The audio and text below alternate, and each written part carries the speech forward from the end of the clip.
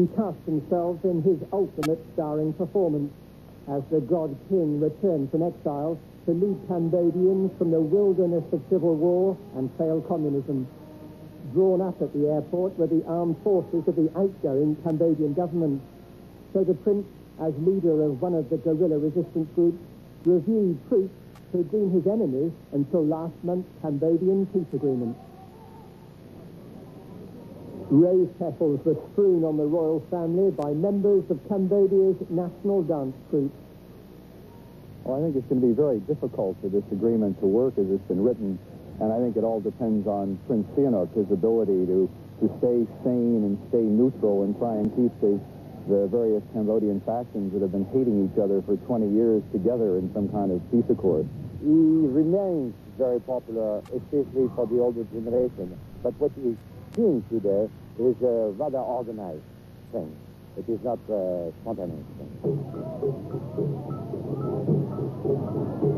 Tens of thousands did turn out to see the prince standing in an American convertible last used by Miss Universe in neighbouring Thailand.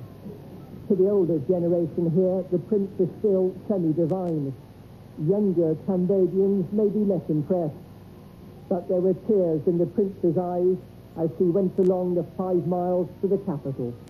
His destination was the sumptuous royal palace where the prince was born. It was in this same complex between 1976 and 79 that Prince Sihanouk was kept under palace arrest by the Khmer Rouge before they were overthrown by the invading army of Vietnam. During that period of detention, the prince owed his life to the secret intervention of the government of Communist China.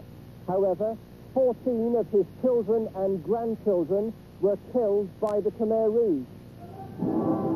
Now, thanks to the Big Five at the United Nations, including Britain, Cambodia and its resilient prince are being given a second chance.